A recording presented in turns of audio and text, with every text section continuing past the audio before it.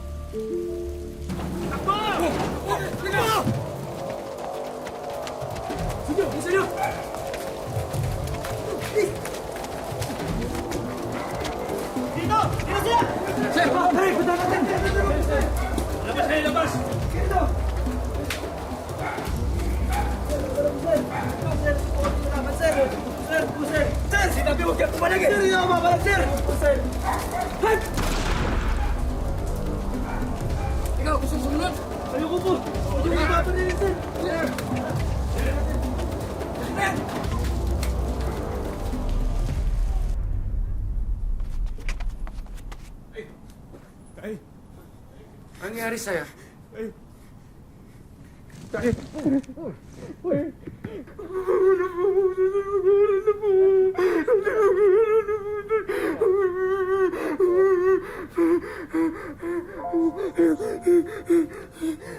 Ano nangyari sa'yo? Magbabago na ako tayo, mag-aaral na po ako, tapos kahit natin niyo pa po ako sa school araw-araw tayo. Pangako po yan, mag-aaral na po ako. Magbabago na po ako tayo, magbabago na po ako. Magbabago na po ako.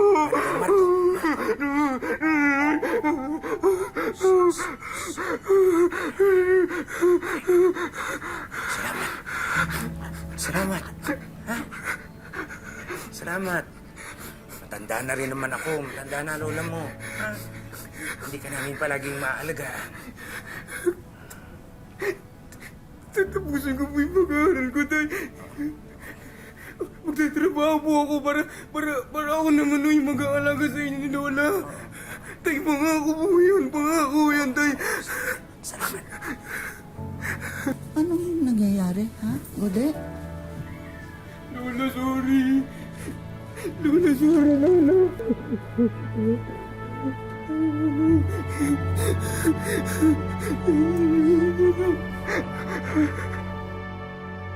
Hindi natupad ni Marco ang pangarap na makapagtapos ng pag-aaral. Gayunpaman, natupad naman niya ang pangakong magbago. Naging abala siya sa kung ano-anong trabaho para makatulong sa kanyang pamilya.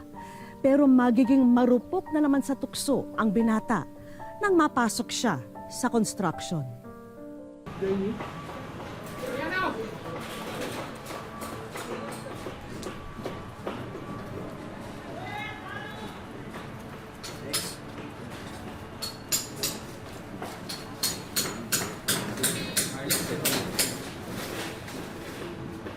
Salamat to. Okay. Thanks. Tay, nakuha ko na yung sahod ko. Ako na ako bibili ng ulam natin mamayang gabi, ha? Kaya ano bang gusto nyo? Lechon! Eh, di ba bawal mo sa inyo ni Lola yung lechon? Hindi, biro lang, tay. Eh, basta, damihan nyo na lang yung lulutuin yung kanin, ha? Gina? Sino si Gina? Ah, yung pamangkin ko. Dito na ho siya mag-aaral sa atin. Eh, tay, mabuti yan para may kasama na kayo ni Lola dyan. Sige ho, tay.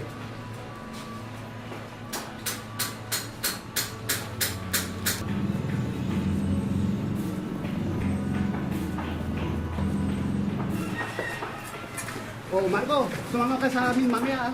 Pare, pas muna ako. Maaga ako uwi sa bahay. Uy, birthday ko mamaya. Sumama ka sa amin, tagay tayo. Uy, birthday mo pala eh. Happy birthday, pare. Basta mamaya, ah. Tagay tayo. Oh, ba't ikaw umiinom? Kailangan ko umuwi ng maaga eh. Di pwedeng isang bote lang. Dahil birthday ko, mag-happy-happy tayo ngayon.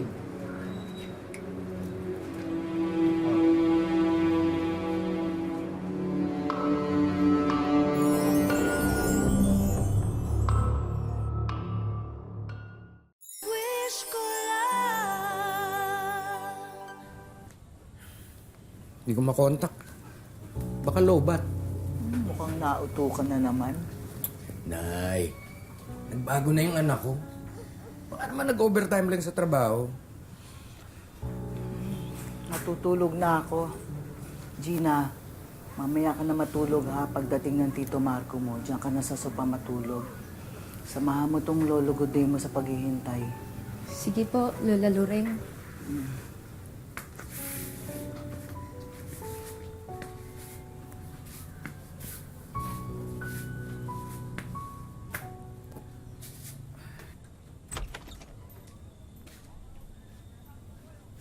Marco. Sandali. Marco, anak.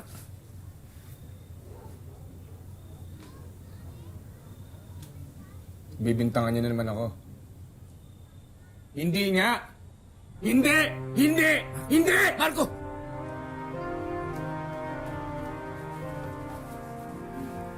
Magandang gabi po, Tito Marco.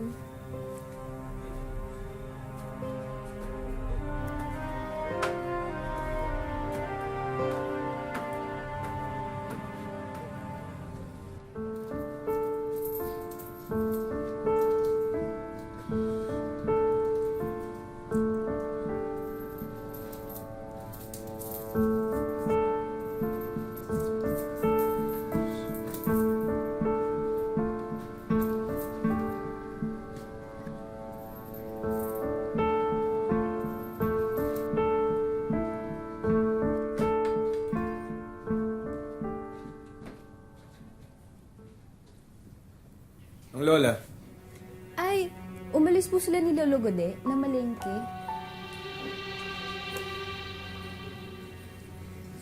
Sige po, Tito. Papasok na po ako. sige.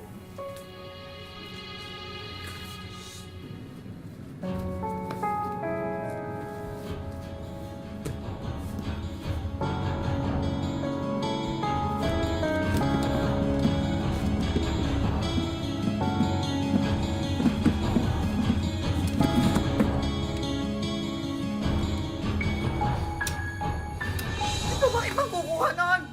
Maghanap ka kasi ng trabaho ulit para hindi ka nagnanakaw. May nakita ka bang pera sa kwarto ko? May hawak ba ang pera ngayon? Di ba wala? Ano ba yan?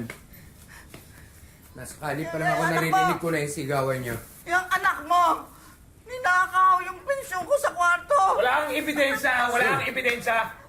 Nanakaw. Gina. Dalhin mo muna, Lola. Magnanakaw ka! Magnanakaw! Palayasin mo na yan! Ano naman ginawa mo? Ha? Ano? Sasaktan mo ako? Ha? Sige, ayun o. Ayan, hinahin mo. Ayan, saktan mo ako. Ano? Saktan mo ako. Para makabawi ka sa lahat magbihirap mo sa akin. Ha? Lahat kayo. Yan, lahat kayo magkampi-kampi kayo. Pagtulungan niyo ako. Ayan o, saktan mo ako. Ayan o. Ayan, sapakin mo. Sapakin mo. Ayan o, yan. Sige ba? Ano pa? Saktan mo. Ano?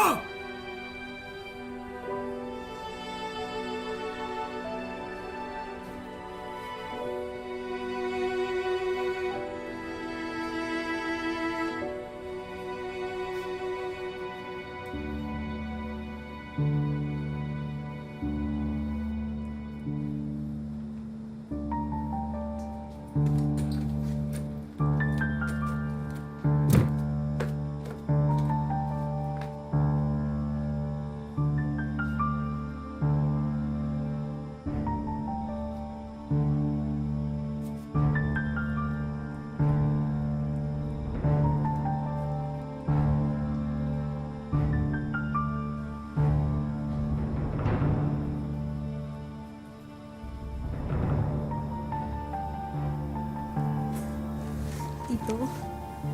Tito? Ano pong ginagawa niyo? Wala to. Huwag po, Tito. Huwag po, Tito. Tito, huwag po.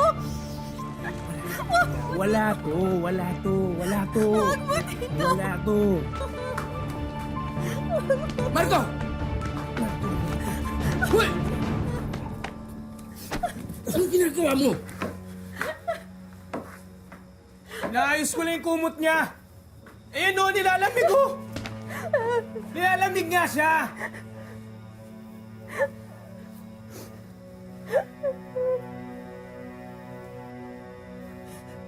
Ayos ka lang.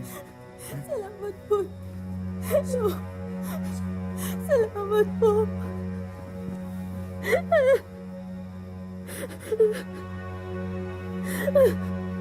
Pasensya ka na. Pasensya ka na, Gina, ha? Pero mas mabuting doon ka na lang muna sa inyo. Kaya hindi naman natin natitiyak na hindi na mauulit yung nangyari. Kaya mo, ako magpapaliwanag sa nanay mo. Yung anak mo, kailan mo ba yan ipapakulong? Eh, hintayin mo bang gawan tayo ng masama niyan? Ayoko ng adik sa bahay. Para tayo nag-aalaga ng ahas niyan.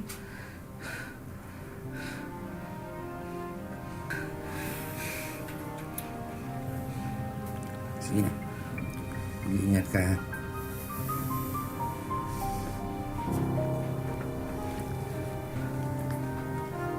Mag-ingat ka. Pasensya.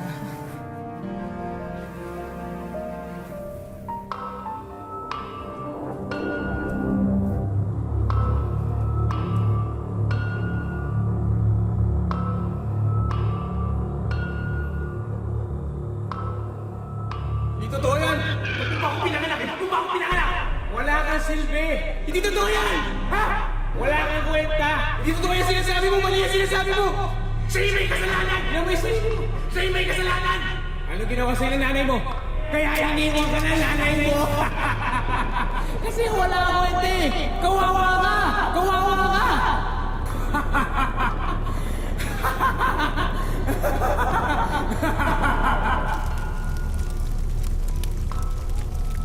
Lola! Uy! Marco, anong ginawa mo? Anong ginawa mo? Nay! Nay! Nay! Tulong! Tulong!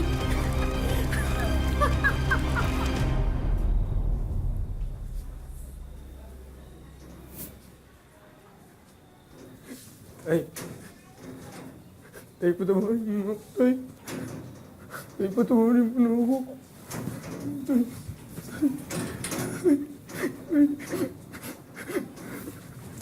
Anak ako man, pagod na rin.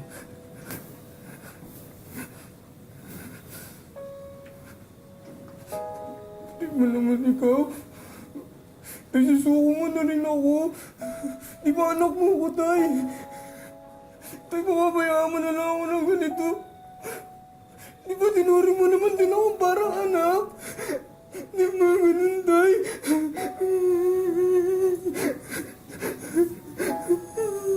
Hindi ako susuko. Pero kailangan magpagamot ka. Kailangan mong magparehab para hindi mo nagawin yung mga hindi mo dapat ginagawa.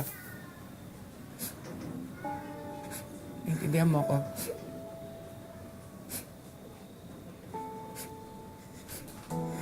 Tay. Alam ko. Nahirap ka na sa akin. Tay. Tay, gusto kong gumaling.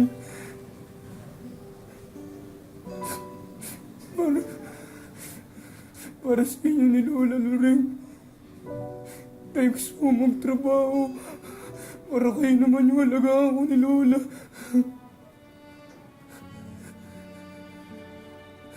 Tay. Tay.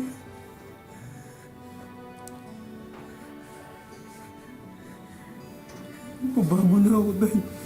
Sa kabila ng mga nangyari, umaasa pa rin sina Gode at Loreng na maisasalba pa si Marco sa pamamagitan ng rehabilitation. Ang problema na lang nila ay ang panggastos kung sakaling ipapasok sa ganito ang binata. Sa kabila ng napakaraming pagsubok na pinagdaanan ni na Marco at ng kanyang ama-amahan na si Gode, nanatili silang loyal sa isa't isa. Si Gode patuloy na gumagabay kay Marco. Ayon sa kanya, malaki na raw ang ipinagbago ng kilos ni Marco mula nang huling gumamit ng droga. Malaking naging epekto sa buhay niya nung gumagamit siya. Mainit ng ulo, tapos kung anong maisip niya, ginagawa niya.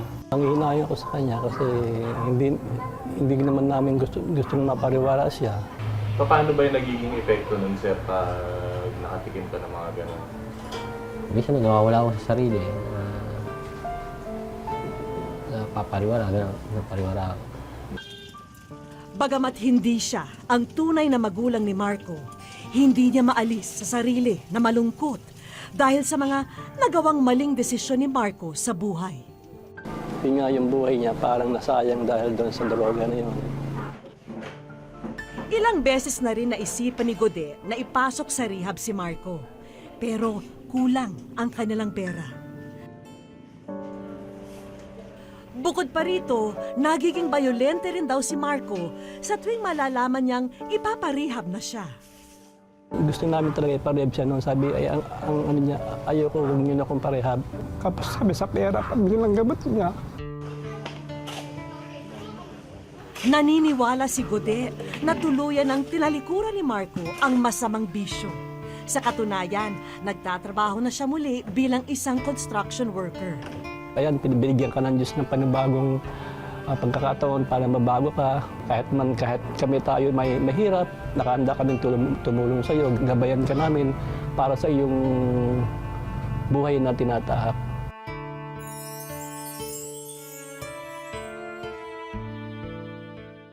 Sa aming pagbabalik, Bibigay sa inyo na sigurado ako makakatulong sa inyo. Gusto lang.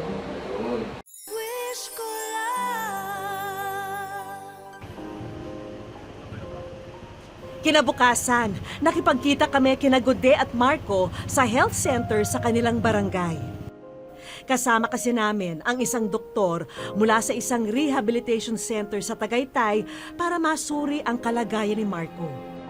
Minabuti na rin naming hindi ipaalam kay Marco ang tunay naming pakay para hindi siya mabigla o magalit.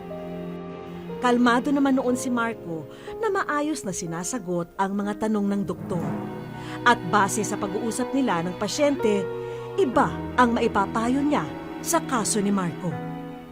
Pagkatapos kami mag-usap ni Marco, ang findings kasi sa kanya, hindi siya na nire-recommend for residential rehabilitation.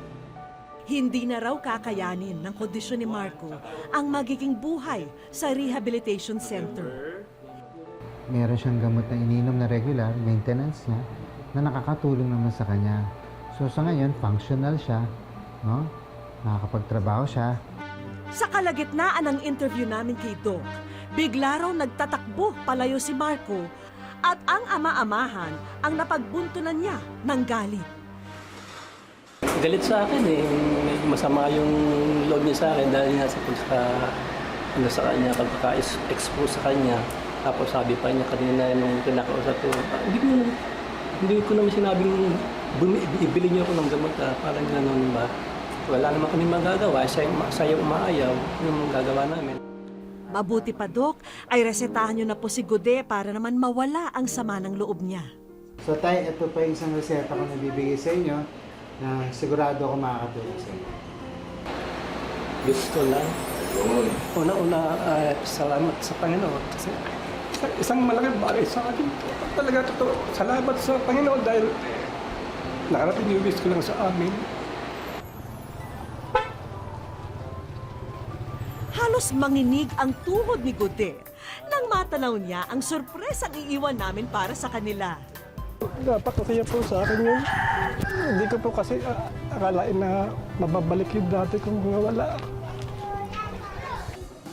Ni sa panaginip, hindi raw inakala ni Gode na muling mabubuksan ang luma niyang tindahan. At sa pagkakataong ito, punong-puno na ito ng laman. Wow. Hindi ako makapaniwala. Nako Gode, maniwala kang sayo na lahat ng yan.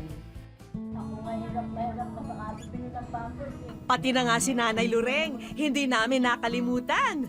Mula sa bagong higaan, supply ng diapers, pati ang inipong pensyon noon sa lumang lata ng biskwit na nawala, ibabalik na rin muli namin kay Lola. Miss Vicky, salamat sa lahat ng binigay mo sa akin. Nagpapasalamat ako ng walang katapusan habang ako'y nabubuhay. Salamat po ng maraming marami. Merry Christmas.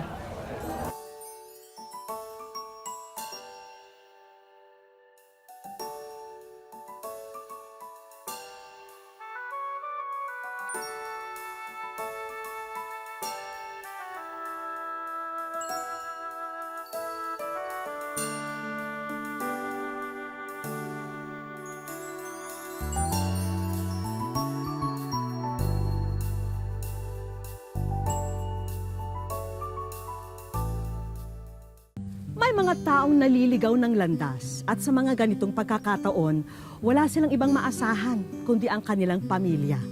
Sana'y huwag po natin sukuan ang mga mahal natin sa buhay kung sila man ay maipit sa ganitong kalagayan. Hanggang sa muli mga kapuso, ako po si Vicky Morales at ito ang Wish Ko Lang.